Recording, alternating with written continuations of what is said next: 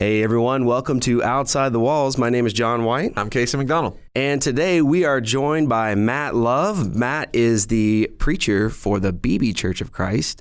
He was the youth minister there for 5 years and then now has been preaching for over 6 years. And Matt, welcome to the show. Well, thank you for having me. It's a privilege to be here with you too. Get to know you a little bit better. Excited about that. Yeah, exactly. Well, Matt, we were talking just a little bit before the show, but if you don't mind sharing with us, how old are you? 32. And you started preaching for Beebe when you were? I was 26. Okay, yeah. So that, I mean, I think I can speak for Churches of Christ. That's pretty unprecedented. We don't typically hire guys your age for preaching. Can you kind of talk to us a little bit about maybe how that happened at Beebe and kind of maybe some interesting things that have come about because of you and of course Logan, who came in after you to be the youth minister, also younger than you.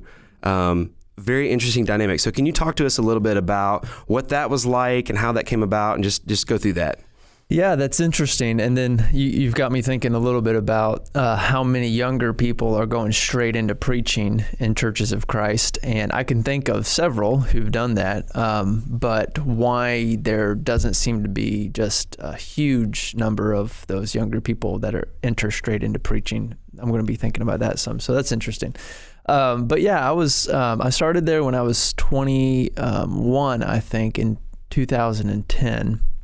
Started working with a youth group, and there was a transition in 2015 where the preacher who was there left, this vacancy for preaching, and that's the time when I was hired during that process. And it was an interesting process for me personally, and I appreciate you asking because it gives me some time to reflect on it and just kind of walk back through my memories of it. I don't think I ever really saw myself preaching, not until around that time. And it's interesting, now I'm actually studying preaching in a doctoral program. And so I've kind of gone all in with it, which is, when I look back, it's only a recent sort of thing that I've gone all in with preaching, because before, when I was at Harding, I was a missions major, and then I got into youth ministry. And eventually I wound up in preaching. And I think a lot of that process for me, and I hope I'm answering your question, so stop me or reroute me if I'm, lost or whatever. But it was a process of getting to preach some for our church, feeling affirmed in that when I had opportunity to preach, and then just thinking about, praying about my own calling and how God was equipping me and giving me talents and education and all of that, and leading me toward doing that work as opposed to youth ministry or missions or something like that. So it was a period of discernment, and I think I had to credit the church a lot for that, for helping confirm gifts from God for me. And that's what I would, I think, recommend to anyone going into ministry, is to, not just spend time alone in prayer, listening for the voice of God, calling, you into something, but to spend time in the church with people who can recognize gifts and say, this is what you're good at. This is what we think God is calling you to do. But yeah, I was 26, and so when I was hired then, I had been the youth minister, so then we needed another youth minister. That's when Logan Thompson was hired. And he was, I don't know how old he was, but younger than I was, 26. Our other staff member was a secretary, and she kind of brought up the median age. She was a little bit older. I won't say how old, but she's so sweet. We still have her. Her name's Joan, and we all love Joan. But yeah, the two ministers were both in their 20s for a few years. And that was interesting. And how exactly that worked in a church of 200 and something people. And I think the reason it worked was because there's a strong community at Beebe, and also the elders and their wives and that leadership team is really active and supportive. And because there was such a strong eldership, that I think allowed them to have the freedom to hire someone so young and inexperienced, honestly. Yeah, I mean, what are maybe some like advantages or things that you noticed, or some disadvantages that you noticed because you guys had a younger staff, especially the two guys that are traditionally kind of the face of the congregation? What were some things that you guys noticed because of how young you were? Yeah, that's a good question. One of those is, initially at least, this was my perception, and I wouldn't want to name names or assume too much, but the people that I felt were most in my corner when I was hired as a very young person were either younger people or the very much older people. And I think there was a middle-aged group there that was a lot. If there was a category of people that were skeptical of a young minister, for whatever reason, I felt like it was the middle-aged group. So like age maybe 35 to 55, that kind of bulk of people, which was always curious to me for whatever reason. But it was, I felt a ton of support for people who were, retirement age or beyond or whatever. And I think, and then, over time, I think most folks have been okay with, I don't want to toot my own horn or whatever, but have warmed up to there. I'm still there, right? Yeah. So that's a good proof. But I think most people have come around to saying, okay, well, maybe Matt wasn't the worst hire that we could have done or whatever as a young person. So that would include all those ages, even if there's some outliers there within whatever categories. But so with that, I think there is an opportunity for people to feel like they're raising a minister. And I heard that language a lot, and I didn't really take that much offense to it. I was going to say that. Does that not kind of offend you a little bit? Like, oh, okay, thanks. Yeah. Patronizing or whatever, right? Yeah. No, and they would say it warmly and kindly, and but some of the older members were talking about raising this minister. And I think that when you're that young, to some degree, there's fewer, I don't want to say fewer expectations that I, could not do the job, and people say, well, I guess it doesn't really matter. But I guess maybe there's a wider margin of error and more support system there that people, I felt, have been less quick to judge and quicker to support and help. More like parents, more like seeing me as a child or a grandchild of doing what they can to really support me. So I think there's an opportunity there of when there's a younger minister, it somehow, I think, involves, if this makes sense, kind of the entire church more emotively, like they just feel connected and say, hey, this is one of our own. And of course he's 26 and he doesn't know, what he's doing, and he's not experienced and he needs help. But this is on all of us to make sure that this person succeeds and his family succeeds, and his children succeed and all of that. So I think that's one opportunity that being hired young presents.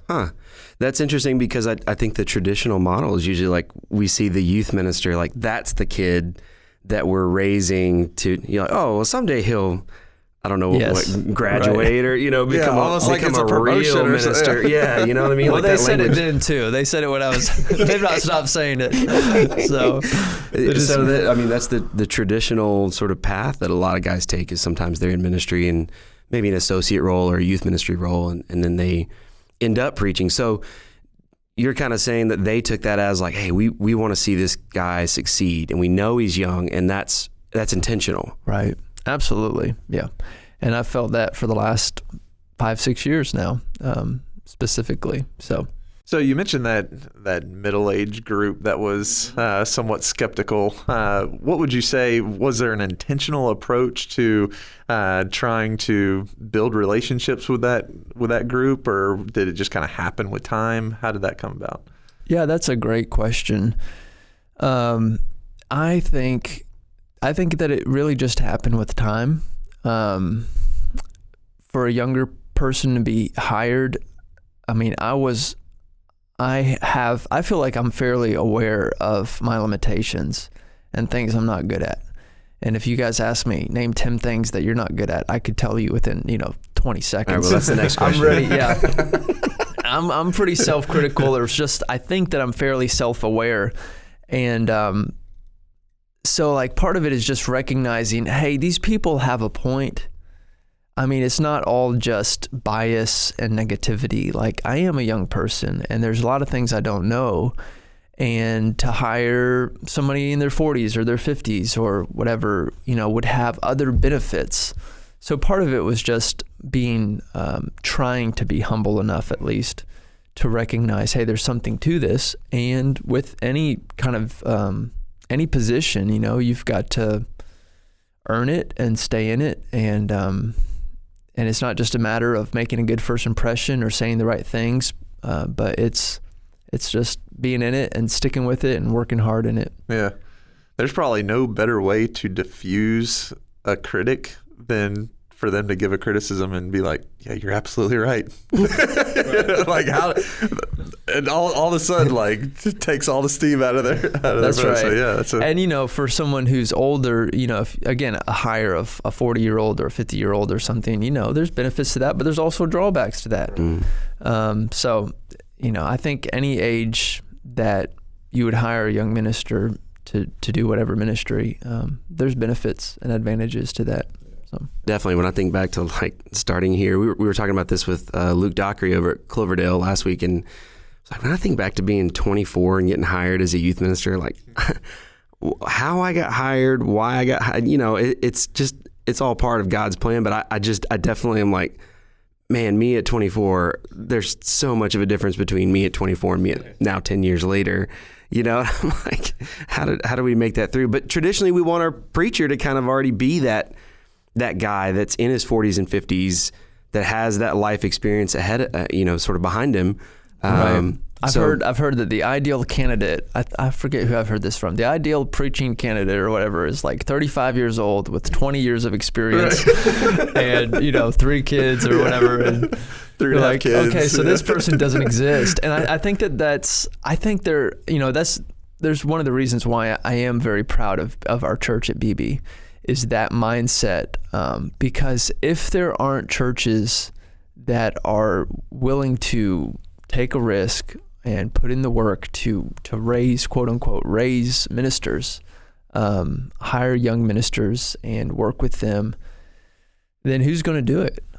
There has to be churches that do that. And I don't think it's just for tiny churches in the boondocks. And I think sometimes we think, okay, let those young ministers kind of cut their teeth there and then they'll be ready for bigger churches or whatever. I think that all churches should have a mentality like that. Yeah. What do you think is in your experience, how can a church, and not necessarily somebody that's on staff like you've been and they've helped you along like you've described, but how can churches develop ministers amongst their kids that are growing up, even guys that maybe have graduated high school and don't really know a direction for their life? How can the church maybe look to guide these guys and girls into a life of ministry? Wow, that's a $1 million question right there. That's a hard one. And I still feel like we're trying to figure that out at Beebe. And I noticed that very kind of acutely in the college age group, and you guys probably face that here more than we do because you're in Searcy and have a lot of college students that come here. But what I hear from college students is they're looking for opportunities. And I don't always know what that looks like, and trying to figure out how we get those people plugged in and get them to serve and build them up.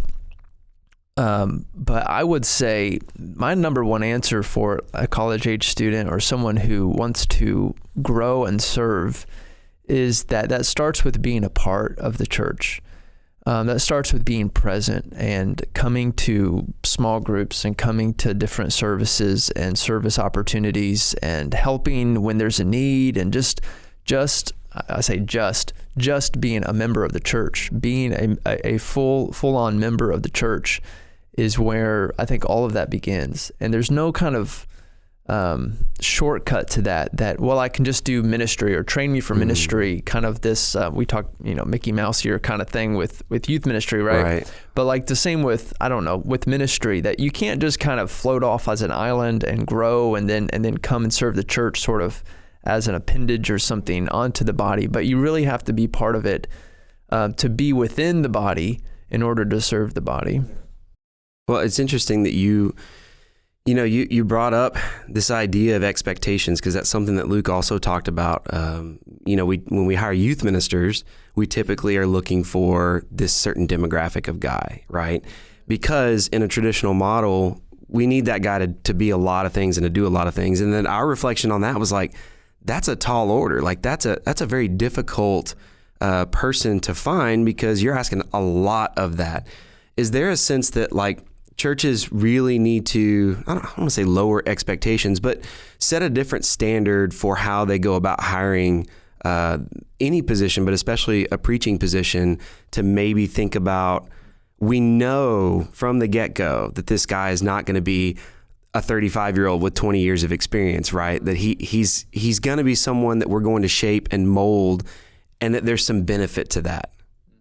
Can you speak to that just a little bit? Okay, say the question one more time. So like, how can churches change their expectations to maybe sort of think about things from we're developing what we want to see, not hiring what we want to see? Okay.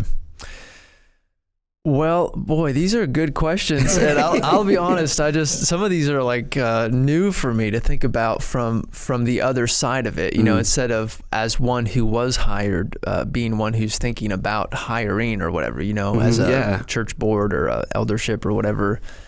So, I mean, the first thing that I thought of, which I don't know if it actually answers your question, is just the realization of the church that ministry is a very difficult thing. And it is a very difficult thing to do well.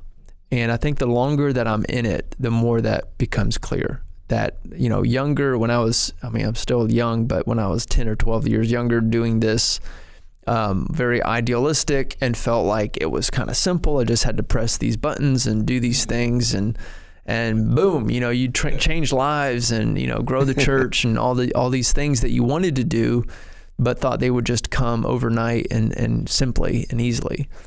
But I think for churches to recognize that it is a just arduous process of growing into ministry and serving and sticking with it.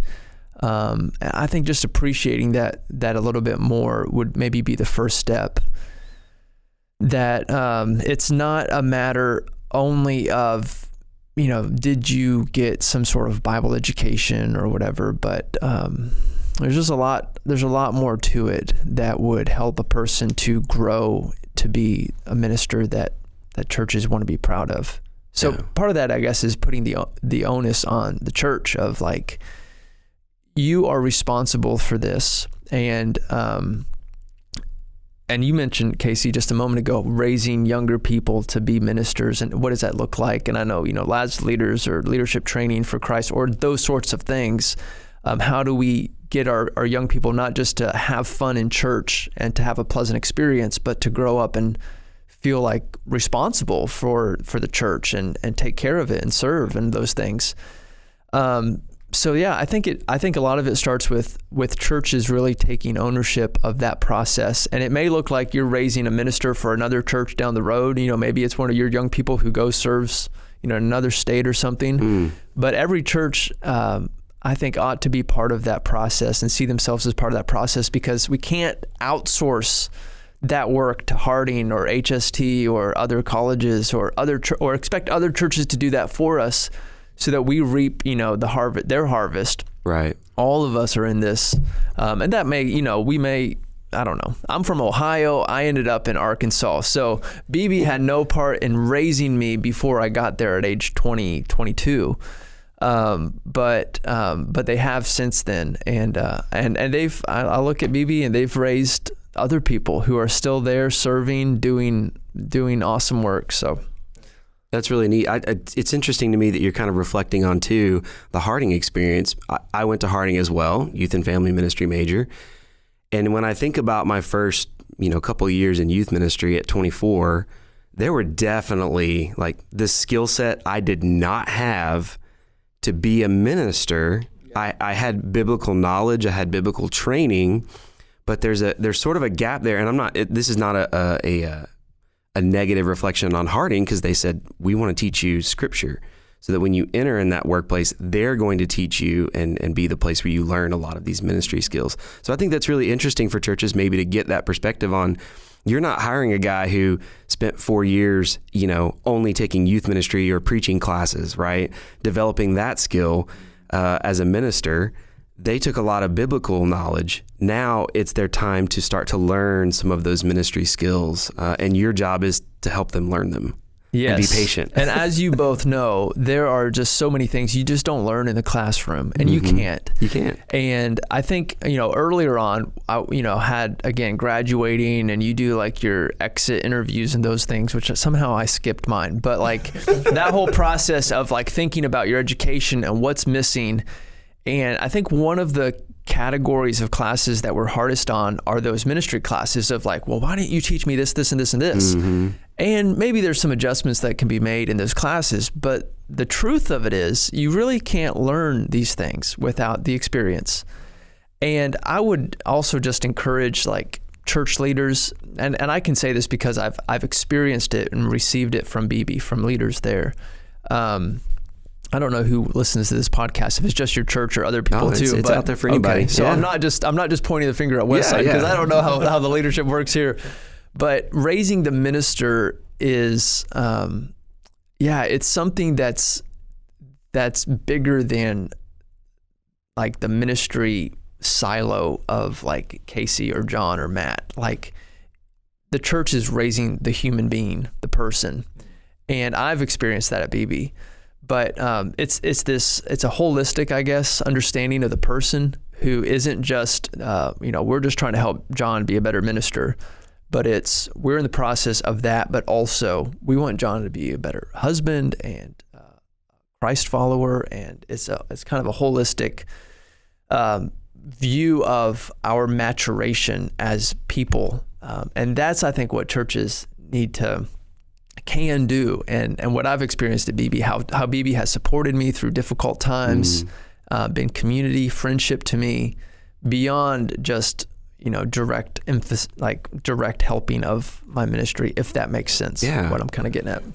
So I'm interested to hear about kind of how your philosophy of ministry maybe has evolved, changed, because whenever you first started at Beebe, you were in youth ministry, and now you're in preaching, and now you're even working on a doctorate as you described in preaching. And so how would you describe how your, I guess, philosophy of ministry has changed, or has it stayed the same throughout this process? Wow.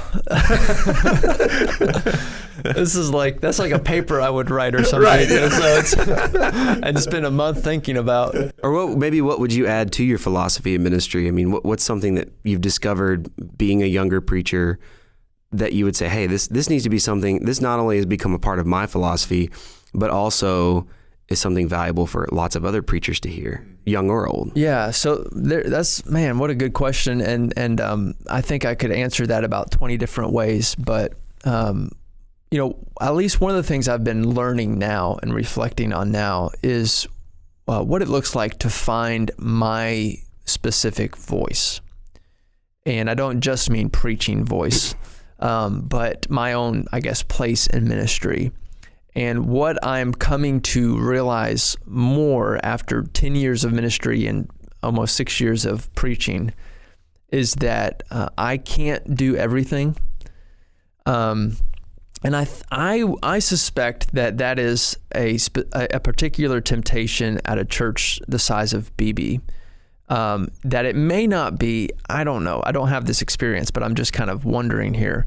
If I was at a church preaching a church of, let's say, 2,000 people, that I imagine that it would be a little easier to know my place and my rule, and like, this is what you're to do.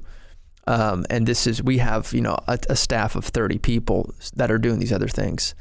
A place like Beebe is a medium-sized congregation of 200-something people, and it's tempting, it was at least 5 years ago and still is, for me to think of myself as having to do everything, whether that's administration or, counseling and visiting and leadership and then wonderful preaching and teaching and like doing all of these, wearing all of these hats and juggling all these balls and doing them all just perfectly. And some of that expectation is just something I put on myself, but I'm coming to see like, you can do all of those things when you need to, but you're not going to be able to do all of those things super well. And every minister that I look at who's successful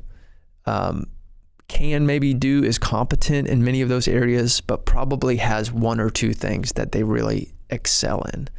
And so I guess recognizing my own limitations is one of the things that I've been learning. And along with that, not comparing myself to people. Because, if that first part is true, that there is maybe one or two things that I need to excel in and pour my energy into without neglecting other things that I need to get done, then that means that those one or two things aren't going to look just like this other person. And to compare myself to this other person who has their one or two things, at this other church or whatever, just isn't fair to me. That God has equipped me to be unique and to serve in this church uniquely. And to compare myself to other people really robs a lot of energy and joy from the ministry. Do you think that comparison game is maybe amplified because of your age? I mean, do you think like a younger guy working is more apt to do that than, say, someone who's experienced, who's been there in ministry for 30, 40 years, are they more apt to kind of get that already, or is that part of that learning process? Well, I would like to say that it's temporary and that eventually, somebody matures to the point where they're like, yeah, I'm gifted like this and I'm content and I know my place. But I suspect that it's a challenge for everybody. Yeah, it's a challenge I would suspect that even older people would perhaps look at certain younger ministers and say, boy, if I only had started then, if I had only, gotten that training or had that support or those opportunities or made those decisions. And then you feel like, wow, this person has, done these things and they get these speaking engagements or they, get these kind of accolades. And what do I have? I think even for older ministers, it would be a temptation to compare to. So that's just me speculating. But yeah, I don't think my hunch would be it never necessarily goes away, even though I hope that at one point I fully grow out of it. I'm not sure it will. So you mentioned your doctorate of ministry. I'm curious, whenever people ask, well, you're already our preacher, why do you need a doctorate specifically towards preaching? So what does that look like? What are you studying something specifically about it? Tell us a little bit about that. Yeah, so I started it's a PhD program at Baylor. So some people are confused why I'm studying at a Baptist university, but they're good folks down there in Waco. So it's a new program, and I started right when I finished my MDiv. And it's one of the reasons why I chose that one was because there weren't a lot of PhD programs in preaching that you didn't have to move there, move to Waco or move to wherever the school is. And so this one allows me to study from home and travel down there when I need to for classes. And so that flexibility was a big reason why. And then Baylor's got a great reputation. And so I thought that's going to be good education. What was the question? Why? Why do that? Yes. Okay. So I think a large part of it for me is self-improvement. And it's not primarily aimed at like a promotion or a pay raise or whatever, that kind of end. But it's, again, recognizing like I do have a hunger for self-improvement and for learning and growing. And so at this point, it seemed like a good decision to pursue more of that at this stage of my life and kind of knock it out before kids get older and all of that. But I think the main thing is self-improvement for the sake of the church, that and actually I was reflecting with one of my teachers just a couple of weeks ago down there, and I said, after 2 years of classes here, the thing I'm learning about preaching is that it's really hard. So that's been the biggest learning for me, is like how much I don't know. And that's probably good. I think that's what education is supposed to feel like. It's like, what are the questions? Okay, I thought I knew all the answers. I don't even think I know the questions yet. So can you guys tell me that, please? I'm already in over my head. Yeah. What am I doing here? You're in the right place. Yes, right. So that's what it should feel like. So yeah, I think that's did I answer your question? That's kind of the gist of it, is wanting to grow, knowing that I have so much growth to do. When are you planning on being finished with that program? Yeah, my classes will be done next summer, and then I'll have to write a dissertation. Okay. So, do you know specifically what you're going to write on yet? Have you thought about that? I don't know yet. Okay. Yeah, there's a couple of ideas, but I haven't nailed it down. Okay. So that's a good question. Thank you for asking that. I need to figure it out. Get it on top of your mind. Yeah. I was told I was supposed to have it figured out 2 years ago, but I don't know. I haven't had time to think about it too much.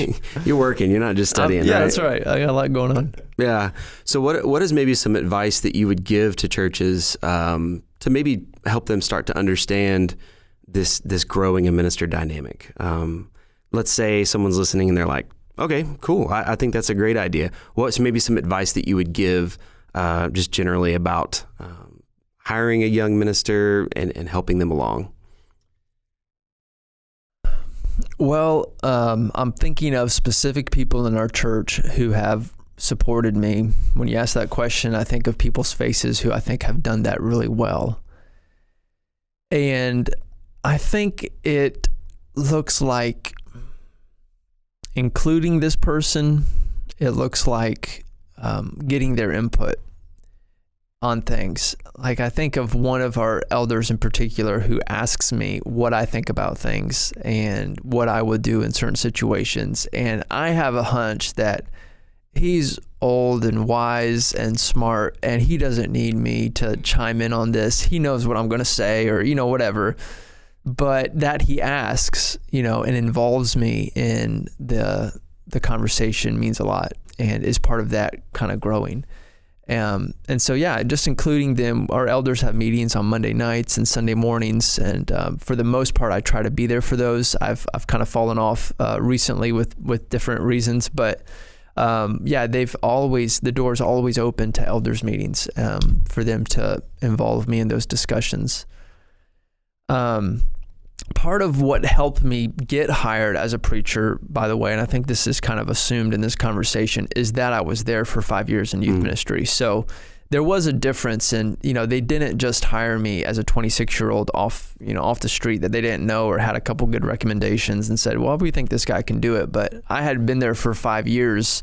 And so I think several people felt like they knew me and, all of that, even though they didn't know what I would do as a preacher, because that was a brand new role for me. Yeah.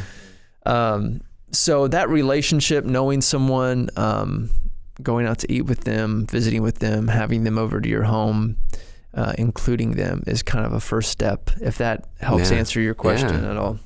Yeah, that's something that, when thinking about our Westside's hiring past, I mean, Casey is our newest minister, and you were here for 4 years, right, before you got hired.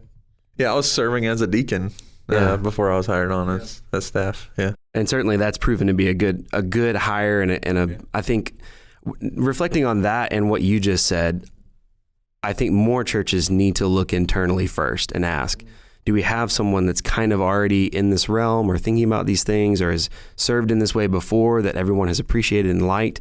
How can we make a better hire by just saying, we already have someone who's here who knows everyone. There's not this, honeymoon period, because there is no honeymoon to go on. They already know everyone. They're here, right?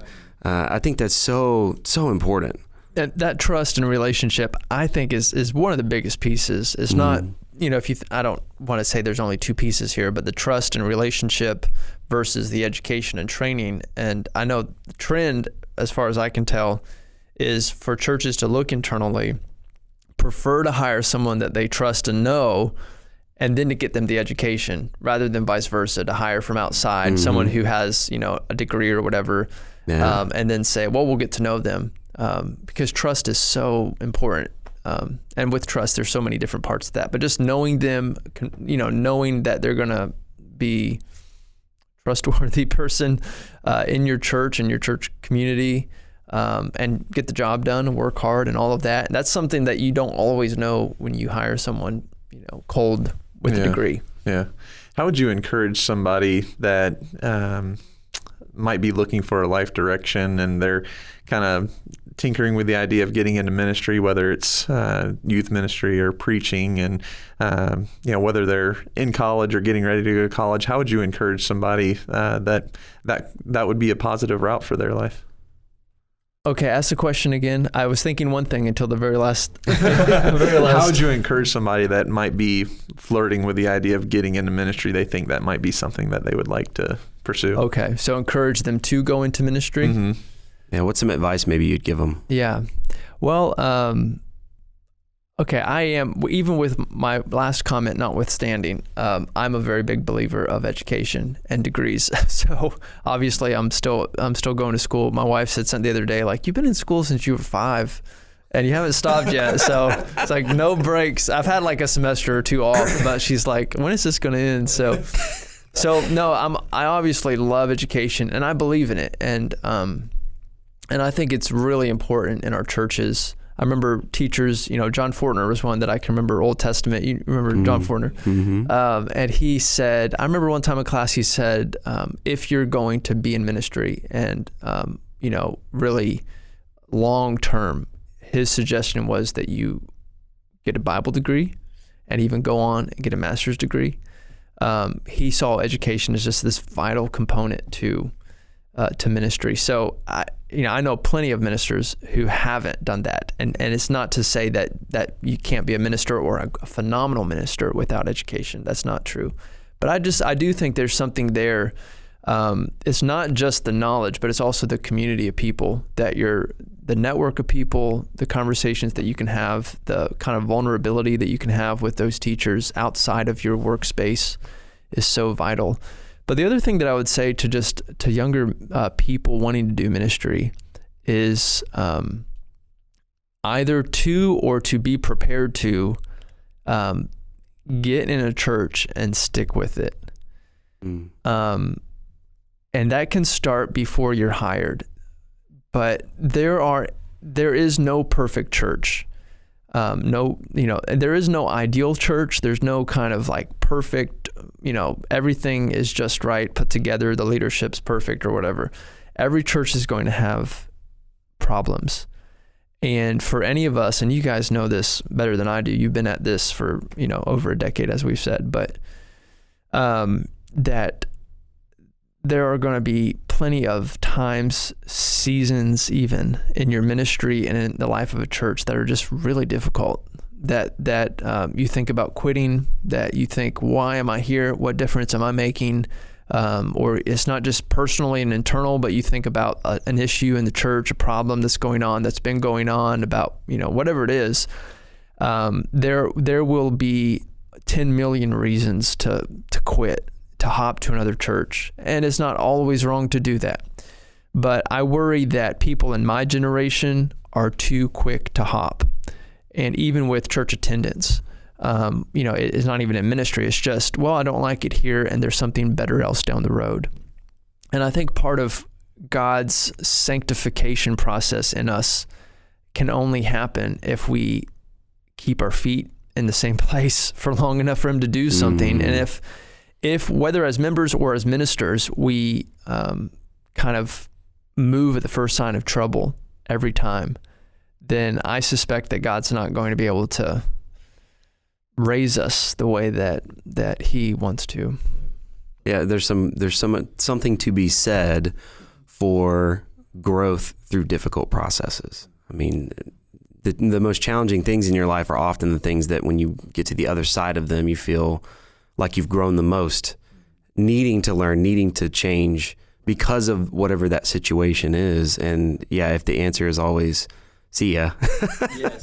And maybe, I don't wonder if that contributes to church's desire to find someone who's in their 40s and 50s, who has that ministry experience, someone that they think, oh, compared to a younger person, they're probably more likely to stick around and work through some of those issues and grow. And some churches, I don't know if I want to hire that young guy because he may be flaky, he may be like, what we think of. Or hasn't seen life. Mm-hmm. That's a huge piece, right?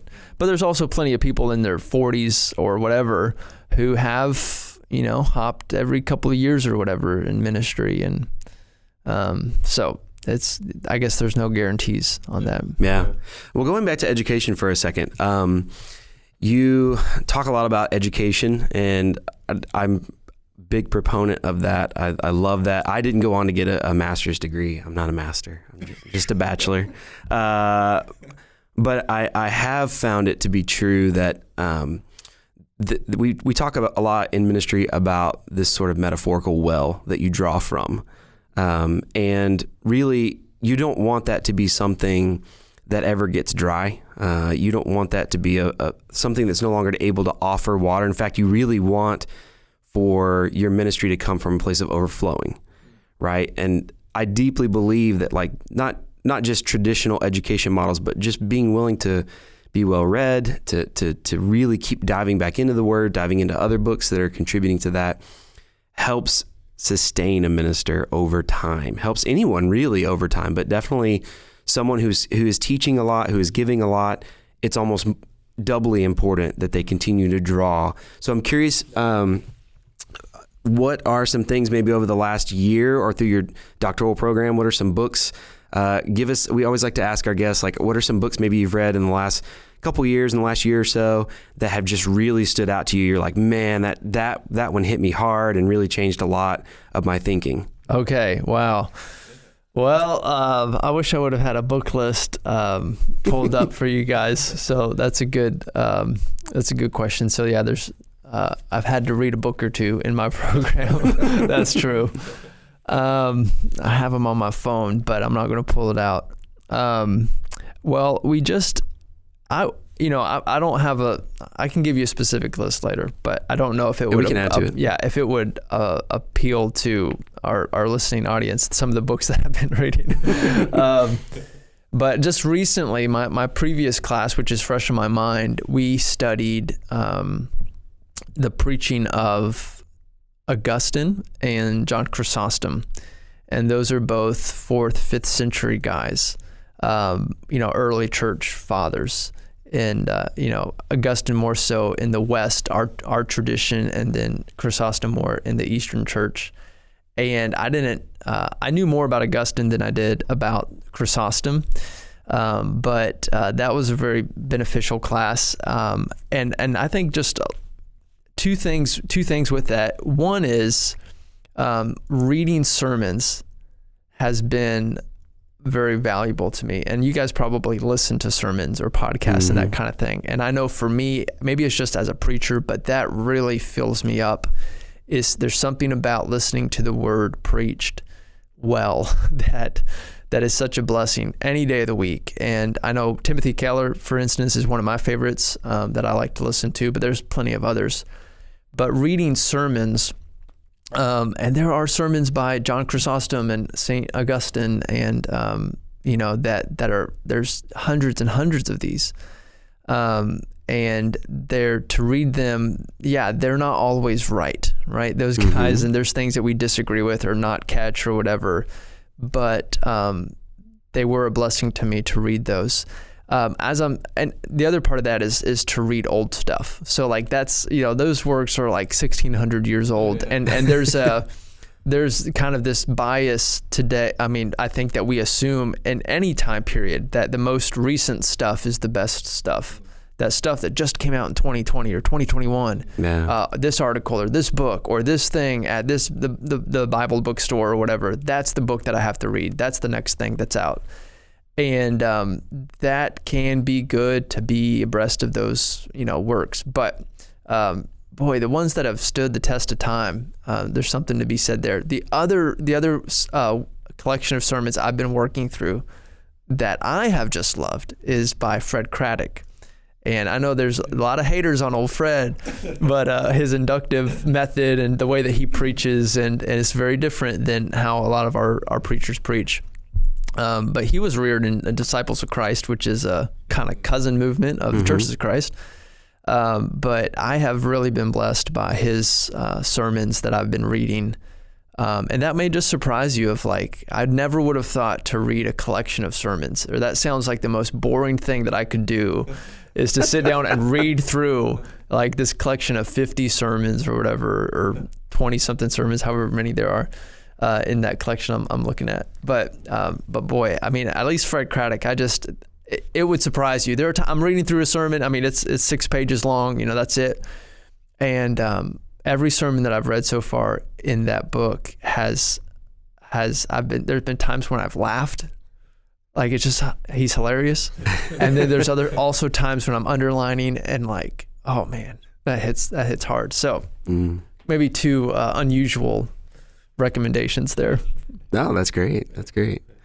Well, Matt, we're so thankful that you've been on the show today. Thank you for coming and just kind of sharing your experience. I hope that other churches out there will hear this and go, maybe we need to start to think about how we hire and who we're looking for, and consider not just hiring someone to fit specifically, this 40, 50-year-old experienced guy that we think is going to be perfect, but being more open to raising a minister, someone that will not only be a blessing to us, but be a blessing to future churches that they go on to work at as well. So hopefully that's something we can start to change about church culture a little bit. If you're hearing that and you're looking for a minister, look at your local college, look into your college class, and see if there aren't some guys who maybe could use a little training and become a great minister for you. Well, the church in Beebe is blessed to have you, and we're blessed to have you today, and thank you so much for your time. Very humbling and an honor to be with you. Thank you. Yeah, and we hope all of you guys have a wonderful day as well.